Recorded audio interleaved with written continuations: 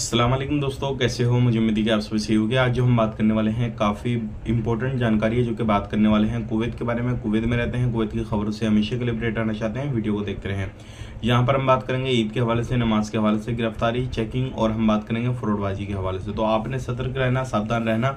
पूरी इंपॉर्टेंट जानकारी आपको मिलने वाली है। चैनल को पहली बार देख रहे हैं, सब्सक्राइब कर लें और साथ ही साथ बेल आइकन जरूर प्रेस कर दें। आने वाले वक्त में ऐसे ही इन्फॉर्मेशन आपको मिलती रहे और आप हमेशा हमारे साथ में जुड़े रहें। सबसे पहले मैं आपको बताना चाहूँगा, कुवैत के अंदर जैसे कि आपको मालूम है अभी काफ़ी ज़्यादा फ्रॉडबाजी जो है लोगों के साथ की जाती है और अलग अलग तरीके से की जाती है। अभी 2 बंदों को पकड़ा गया है मिस्र के, और ये मिस्र के जो 2 बंदे थे, दोनों ब्रदर थे, और ये एक कुवैती बंदे के अकाउंट में से 11,000 केडी निकाल चुके थे। इन्होंने कैसे निकाला कि हम कस्टमर केयर से बात कर रहे हैं, ये कर रहे हैं, वो कर रहे हैं, इस तरीके से वो फ्रॉडबाजी करते थे।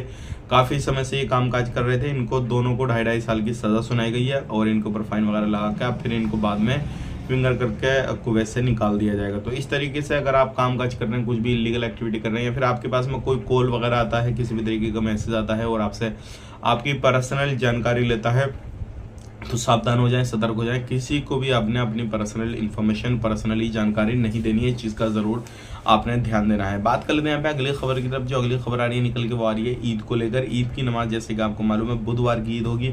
सभी लोगों को मेरी तरफ से ईद की मुबारकबाद। और जो लोग कुवैत के अंदर रहते हैं तो उनकी जो ईद की नमाज का ऐलान किया गया है वो किया गया है 5:43 पे। तो सभी लोग 5:43 पे ईद अपनी अदा कर सकते हैं। और अल्हम्दुलिल्लाह इंडिया, पाकिस्तान वगैरह में भी जो है बहुत जल्दी जुमेरात के दिन ईद हो जाएगी। अब बात कर लेते हैं अगली खबर की तरफ। जो अगली खबर आ रही है निकल के, ये काफ़ी ज़्यादा इंपॉर्टेंट है। अब जो है 5 साल तक अपना इकामा ट्रांसफ़र नहीं कर पाएंगे, चाहे वो प्रवासी हो, कुवैती हो। जो भी इलेक्ट्रिसिटी बिल डिपार्टमेंट में काम करते हैं, जो भी वाटर कंपनियों में काम करते हैं, तो उनका इकामा एक बार लगने के बाद 5 साल तक वो अपना इकामे को इधर से उधर नहीं कर पाएंगे।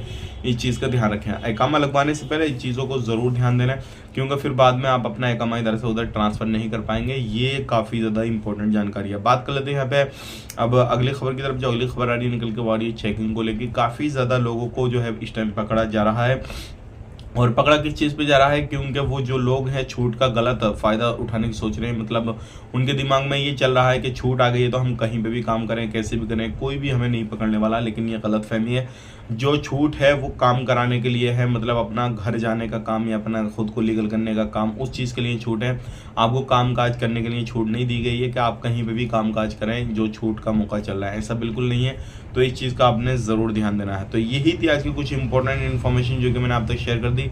आपकी ईद पे आपने कहाँ पे जाने की प्लानिंग बनाई है, कमेंट करके ज़रूर बताइएगा। और जो आपकी छुट्टी है वो शुरू हो गई है, तो आप कहाँ घूमेंगे, कहाँ फिरेंगे, कमेंट करके ज़रूर बताइएगा। वीडियो अच्छा लगा, वीडियो को लाइक कर दें, शेयर कर दें। चैनल को पहली बार देख रहे हैं, सब्सक्राइब करें। और मिलेंगे किसी नेक्स्ट वीडियो में। आप अपना ख्याल रखें, अपनी फैमिली ब्लॉग ख्याल रखें। Take care, bye bye.